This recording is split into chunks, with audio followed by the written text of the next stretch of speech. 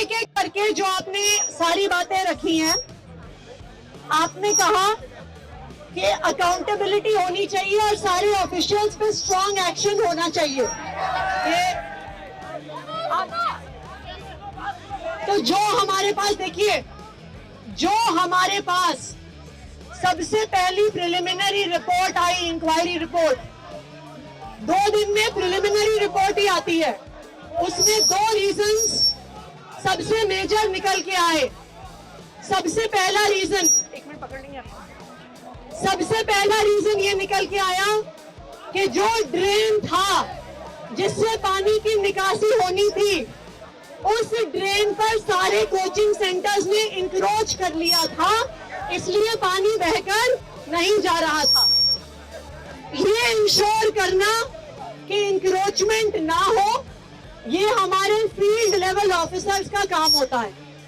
तो ये क्लियर है, ये तो बिल्कुल प्राइमा फेसाई क्लियर है कि फील्ड लेवल इंजीनियर्स ने अपना काम नहीं किया, इसलिए हमने फाइनल इंक्वायरी रिपोर्ट का भी इंतजार किए बिना जो फील्ड लेवल सबसे जूनियर इंजीनियर था उसको परमानेंटली टर्मिनेट कर दिया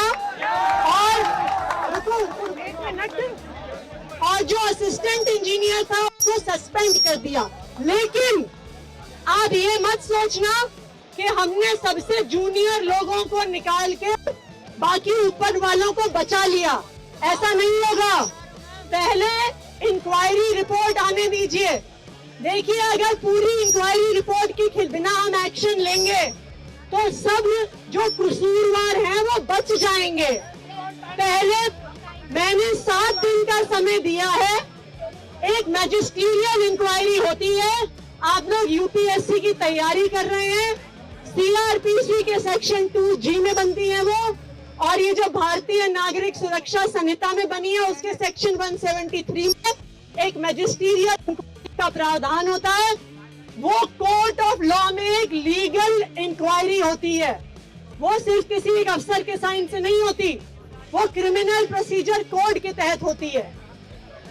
जो मैजिस्ट्रियल इंक्वायरी है उसके तहत जो भी अफसर जिम्मेदार पाए जाएंगे, चाहे वो छोटे से छोटा अफसर हो या इस शहर का सबसे बड़ा आईएएस अधिकारी हो, सब पे सख्त से सख्त कार्रवाई होगी, किसी को भी बख्शा नहीं जाएगा, मैं आपसे वादा करके जा रही हूँ। लेकिन जो बेसमेंट में लाइब्रेरीज चल रही है या जो भी वायलेशन किया जा रहा है उस पे सख्त कार्रवाई होनी चाहिए। ये आप लोगों की जो ये डिमांड है उस पर ऑलरेडी काम शुरू हो गया है। दिल्ली के 30 बड़े बड़े कोचिंग सेंटर्स की बेसमेंट्स को सील कर दिया गया है। 200 और कोचिंग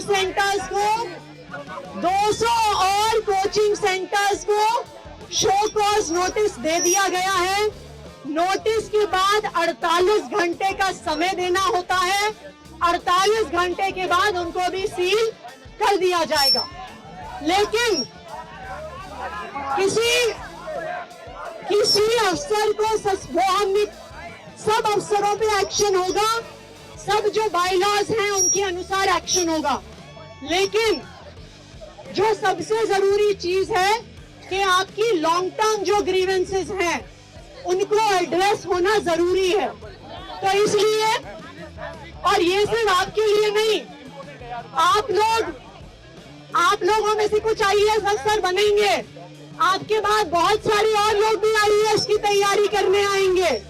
तो अगर एक बार हम सिस्टम को सही करेंगे तो आने वाले सभी यूपीएससी एस्पिरेंट्स के लिए सिस्टम ठीक होगा।